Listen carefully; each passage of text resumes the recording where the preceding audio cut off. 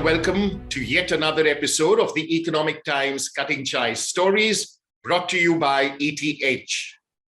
The urgency and pressure on business leaders and the incredible demands placed on them makes us often wonder how they have time for family, hobbies, or any downtime at a personal level. And let's not forget that they are mere mortals.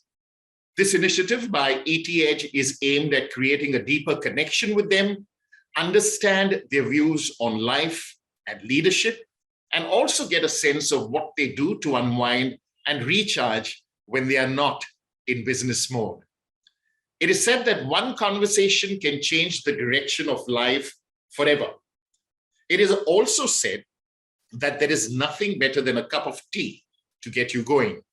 So grab your cup of tea or coffee and join me, Ivan Rodrigues, for a very exciting Cutting Chai conversation.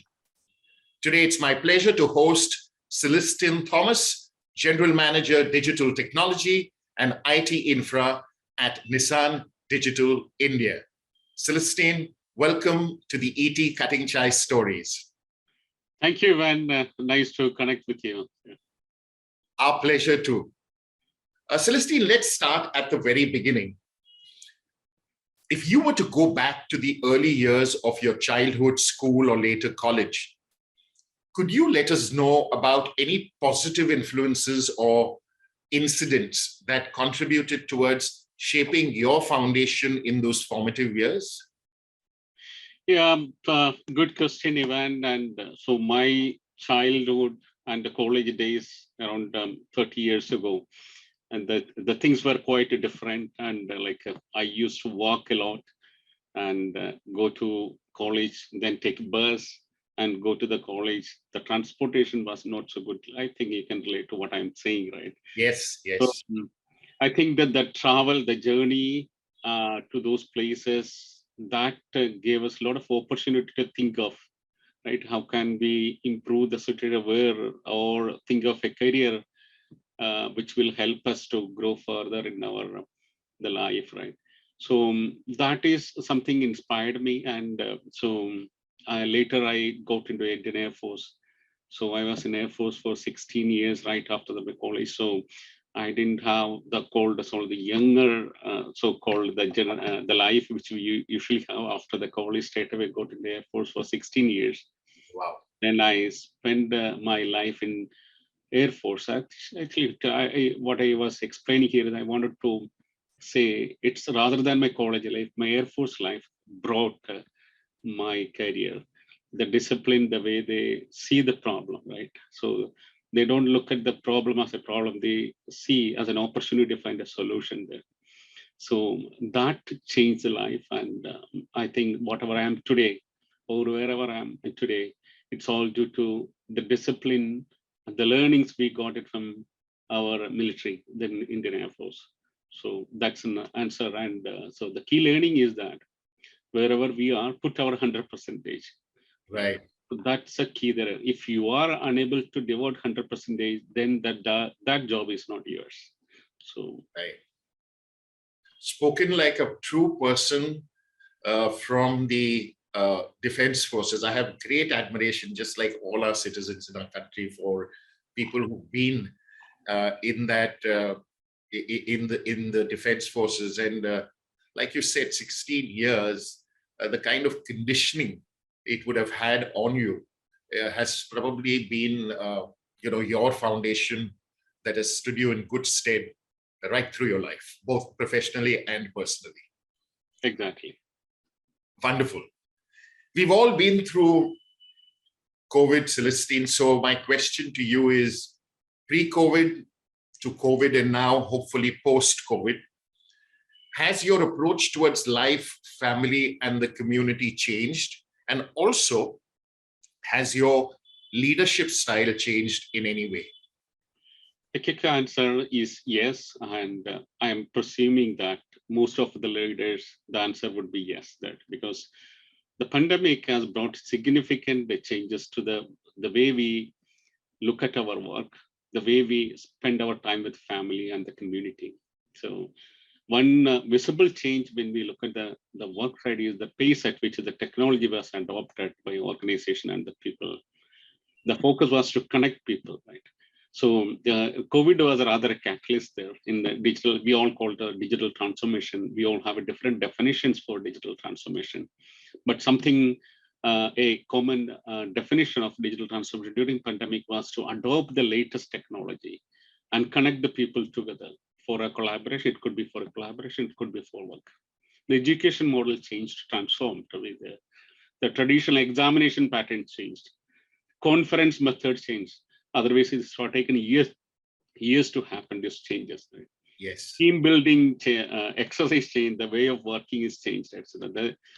So I think the pandemic has been a very good catalyst in bringing all the changes. Office now has become a fluid concept.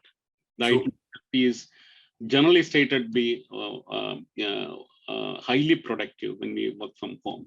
They transformed the four-wall office structure to home very seamlessly. The traditional, what we call it as, let me go a little bit technical there, Ivan, maybe it's boring for you. The traditional, the LAN, WAN, architecture, etc. It's all transformed seamlessly. So we don't need a corporate network for people to work from anywhere in the world and connect to the data center. Right. Traditional, we call it as a highly secured, the VPN architecture. That is also transformed.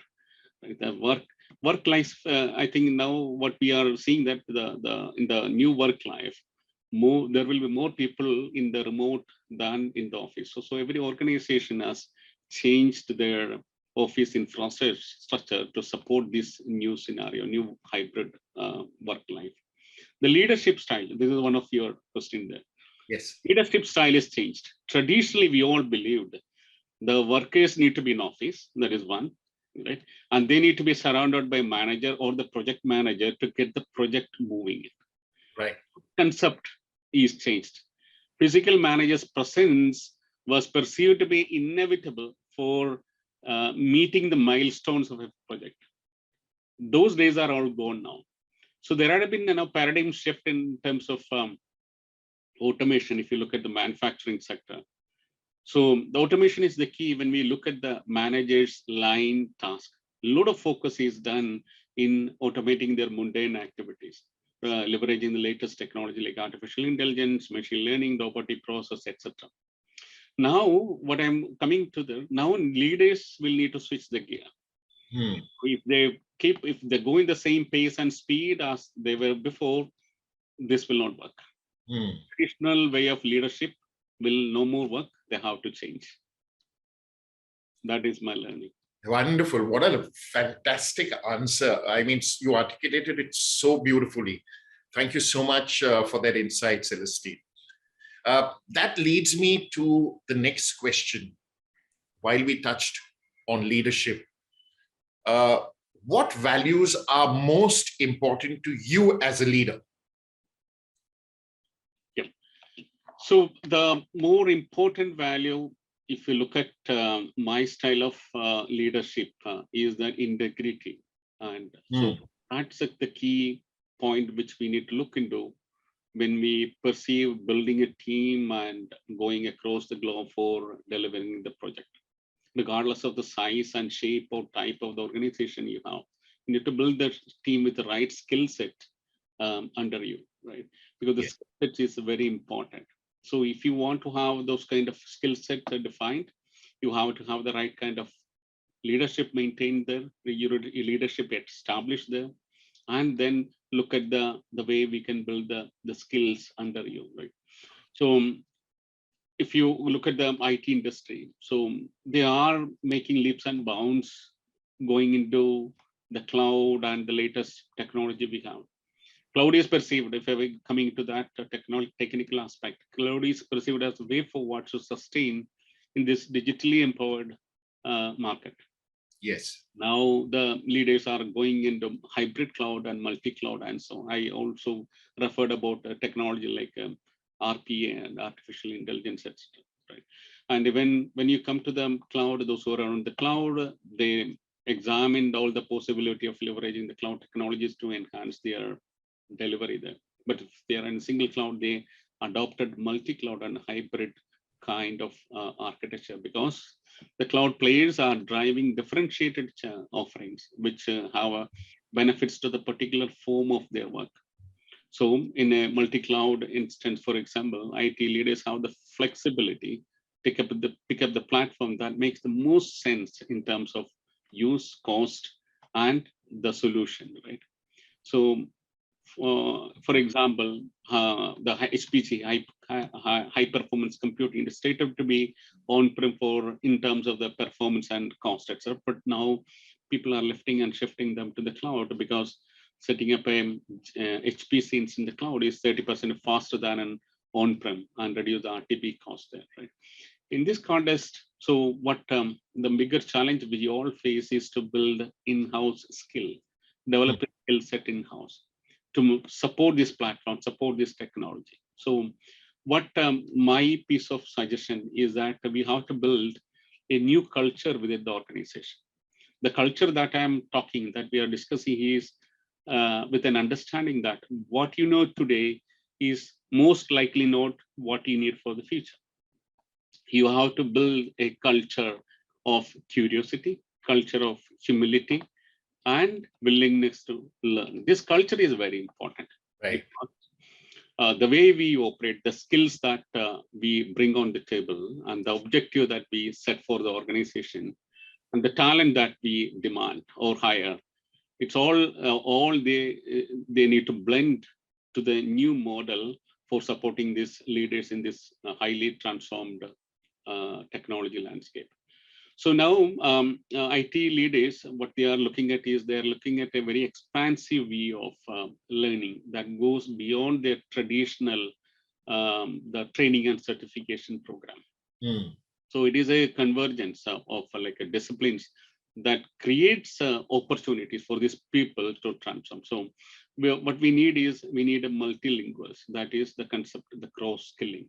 People from one discipline is adequately trained on another, so they can bring the beauty of working together. That's a concept of multilingualism. So as we move forward, something we need to stay focused on is build a multilinguals within an organization and then move forward.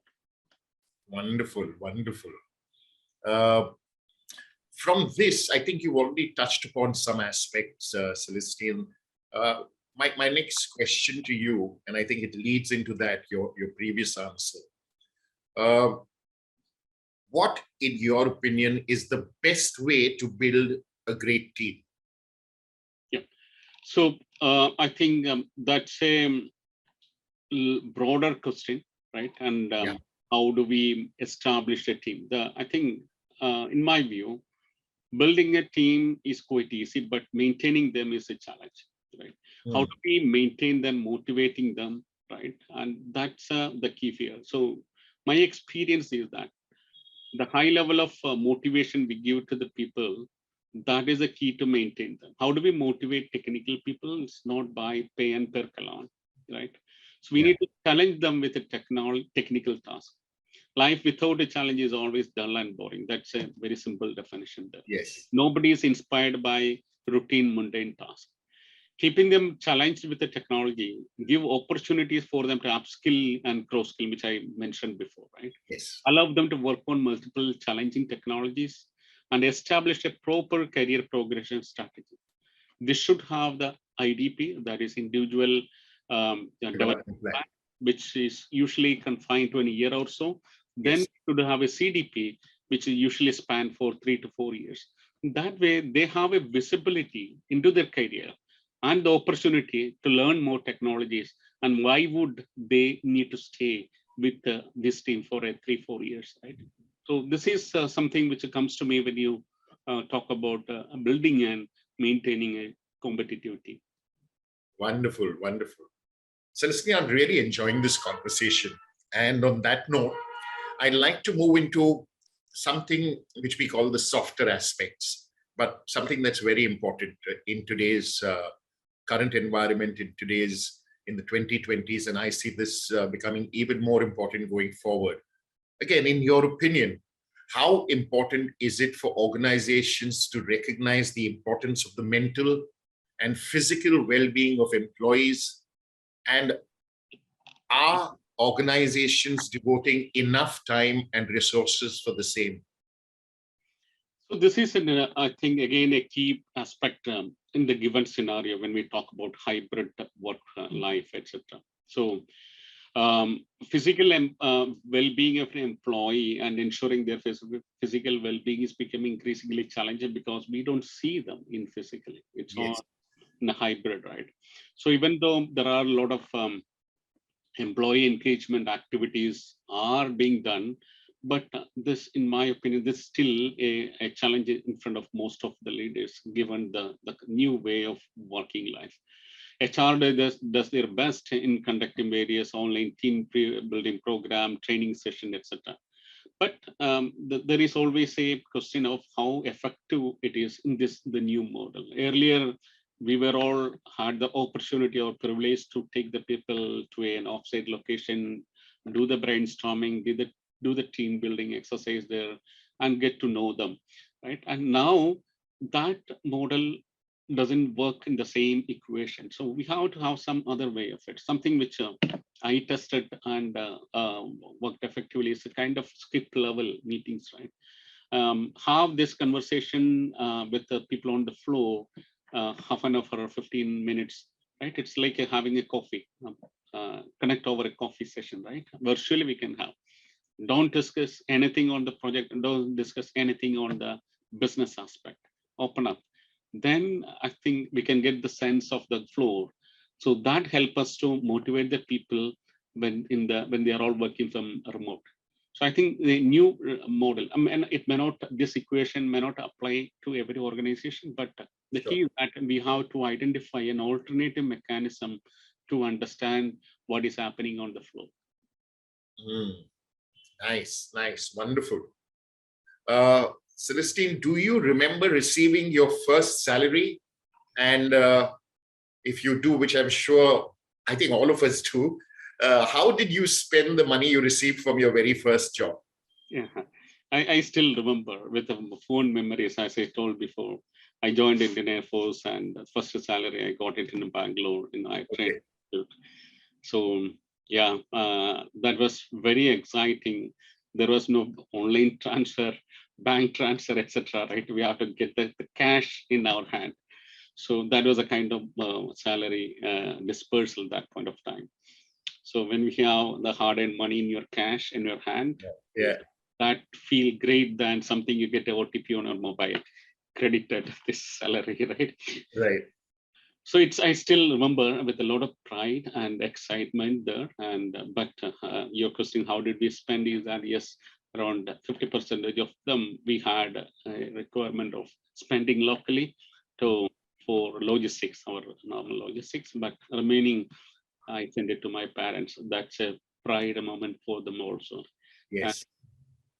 Sending and some money through the money order, the typical money order, and getting it again by cash in their hands, in the parents' hands, rather than OTP or a SMS message. That's a bigger excitement. I don't know whether that excitement can be understood by this current generation. Oh, no, absolutely not. Yeah, those were the days.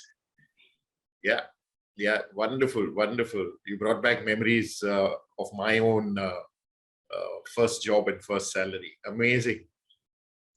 May I ask you, Celestine, that if you were the IT head of India, what is the one big change that you would want to bring about using technology? Okay, that's a very tactical question.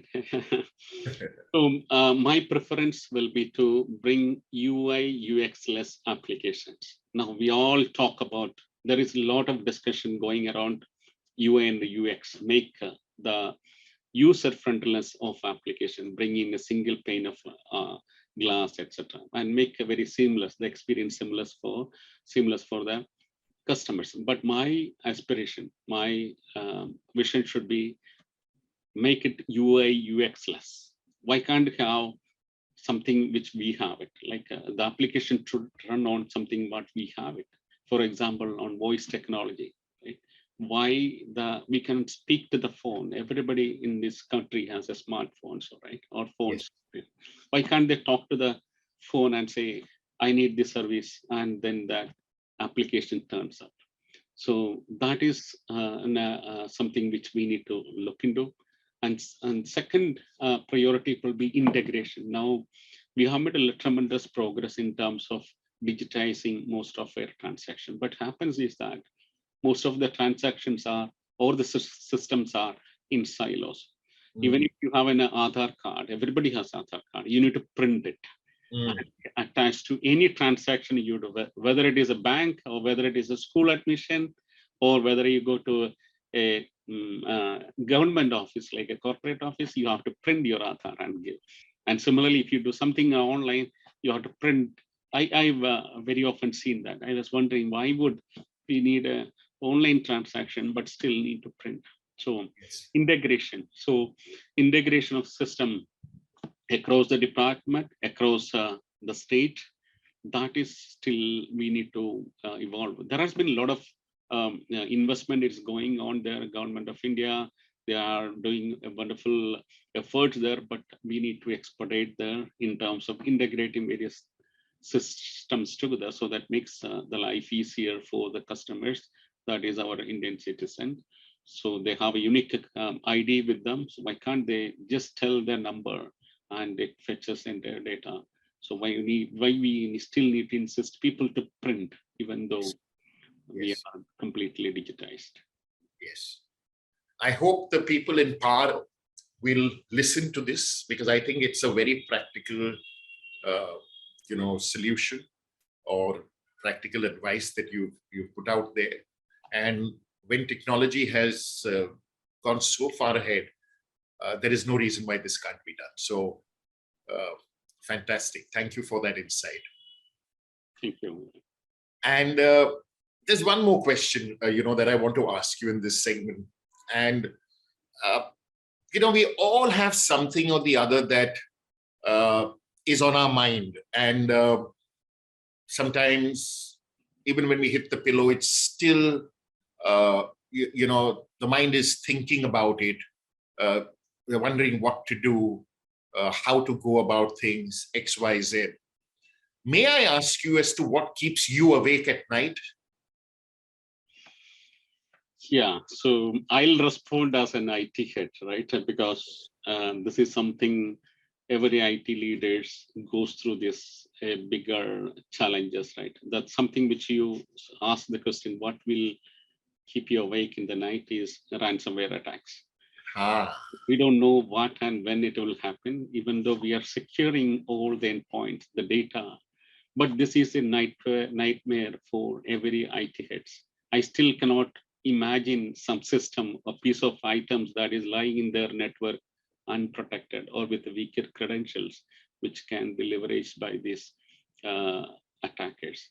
So ransomware attack in terms of the profession, this is something it keeps us challenging. We are building a lot of technology. We are building a lot of immutable storage capability, etc. But still, this is something going through the mind of every IT heads, I'm sure. So that is my simple answer. Thanks for being very honest and sharing that with us. Wonderful. Selestin, what we'll do is, let's move on to a segment which is in the nature of a rapid fire, but it is not very rapid at all. It's called the one word, one line answer. The idea is to get to know you better.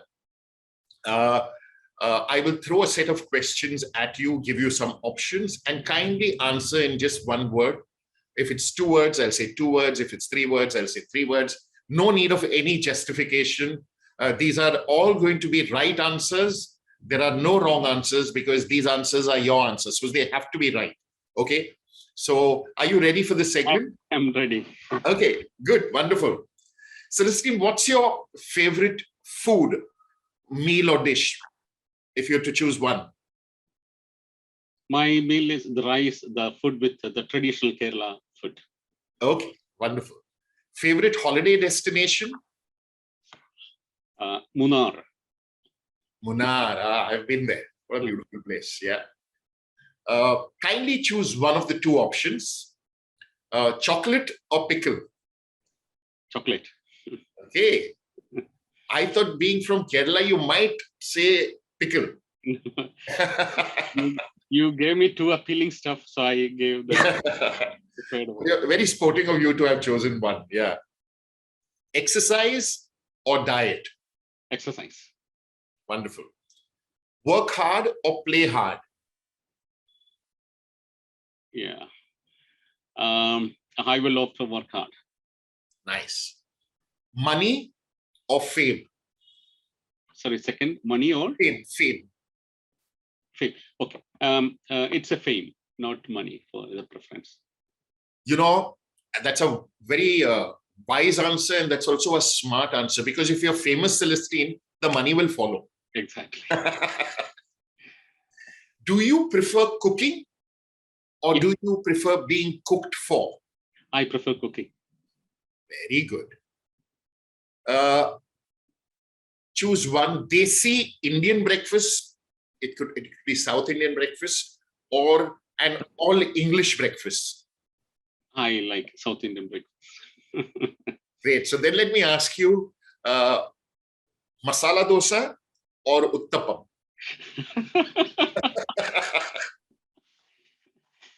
To me, both, but still preference on masala dosa. You see, Celestine, while we talked about so many things in the first segment, you see how tough these questions are. It's so difficult to choose, right? Difficult to choose. Let me make it tougher for you. Pongal rice or rasam and rice? Rasam and rice. Okay. Dancing, do you prefer dancing or do you prefer making others dance? I don't dance, so I'll make others dance. Very good, very good. Could you name 3 applications, 3 apps that you use the most? Okay, but given my way of working, the application which I use most is Outlook, Okay. PowerPoint, and Excel. The kind of presentations we make. That's it. But it's quite amazing. We have grown up in that generation, right, Celestine? PowerPoint, Excel, and we've just hung on to them with such passion yet, right? Despite all the new apps that have come in. They are inevitable for making any decision, unfortunately. Yes, yes. 3 people who are closest to you. Okay, so my parents, my wife, and my kids. Nice. Wonderful. Could you describe your journey thus far in 3 words? 3 words. That's the most challenging question you put forward so far. Take your time. Okay. So you're asking the journey or the principle? What I'm saying is, it could be, for example, if you were to ask me the same question, I will describe your journey in 3 words. I would say fulfilling, I would say challenging, and positive, something like that. Okay, understood. So I'll take the same clue from you. So for me, it's going to be challenging, it's going to be motivational, and it's going to be like supportive, right? Wonderful. Great. Celestine, if you were to be stuck in a room for 24 hours, whom would you choose to be stuck with? I will give you 4 options. Kindly choose one. Warren Buffett, Shashi Tharoor, Lionel Messi, or Hema Malini? I will choose Shashi Tharoor, because if he's there, I don't need to talk. He will not let me speak. Wonderful, wonderful. If you were a kitchen appliance, which one would you be and why? I will be a microwave oven. Okay. Yeah. Why? Keep others warm and comfortable, right? Fantastic. Very sweet answer. Kindly complete the sentence. I'm most happy when ... When I'm with family. Beautiful. I have a dream that ...